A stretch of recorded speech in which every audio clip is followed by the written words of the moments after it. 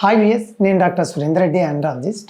VS, diabetes అంటే sugar ఉన్న పేషెంట్లు ప్రతి ఒక్కరూ కూడా ఈ సర్కంషన్ చేయించుకోవాలి అనే ఆలోచనలో ఎవరన్నా ఉంటే, షుగర్ ఉన్న వాళ్ళకు సర్కంషన్ ఖచ్చితంగా అవసరమా లేదా అనే దాని గురించి మీకు నేను ఒక క్లియర్ కట్ ఐడియా ఇస్తాను.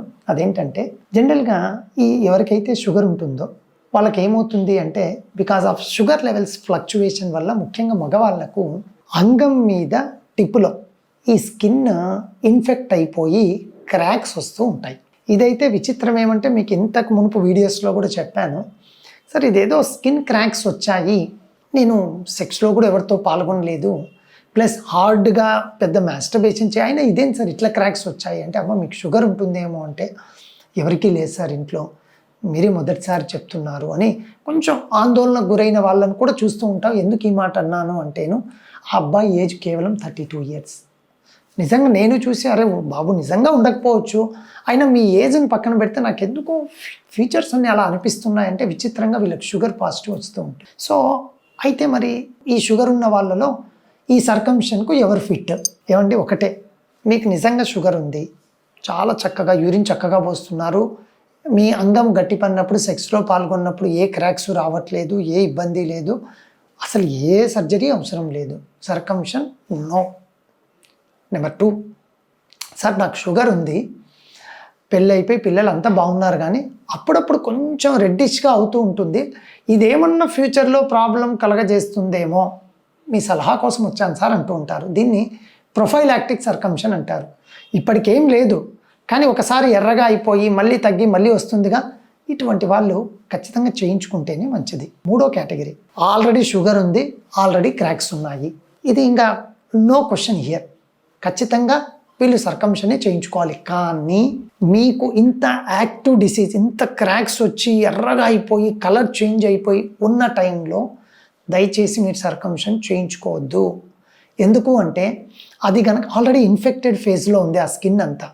ఇప్పుడు నేను రిసెక్ట్ చేసి సూచర్సో స్టేప్లరో వేస్తే మళ్ళీ ఇన్ఫెక్ట్ అయ్యి ఆ హీలింగ్ లేట్ కావడం కానీ అటువంటి ఇబ్బందులు జరుగుతూ ఉంటాయి.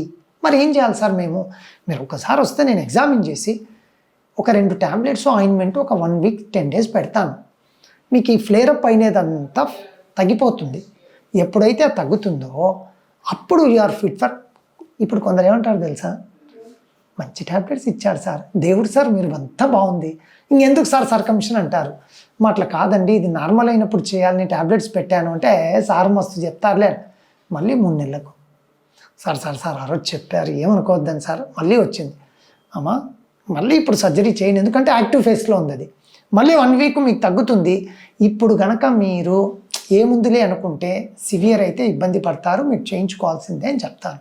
సో ఆల్రెడీ క్రాక్స్ ఉన్న అక్యూట్ ఫేస్లో కాకుండా కొంచెం తగ్గిన తర్వాత చేయించుకోవాలి.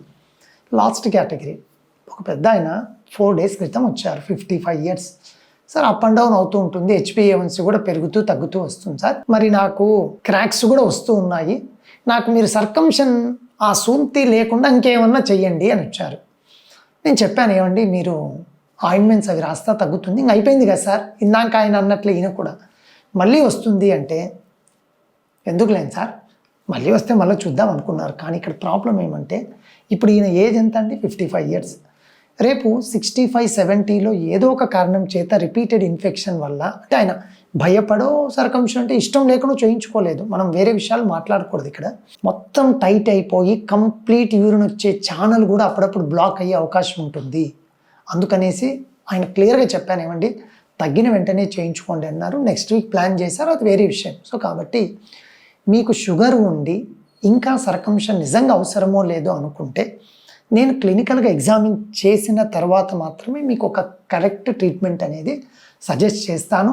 ఇది చాలా సింపుల్ ప్రొసీజర్. ఇప్పుడు లేటెస్ట్ సర్కంషన్ కూడా స్టేప్లర్ వచ్చింది కాబట్టి చాలా త్వరగా హీలింగు, బ్లడ్ లాస్ లేకుండా, పెయిన్ లేకుండా మీకు హెల్ప్ అవుతుంది.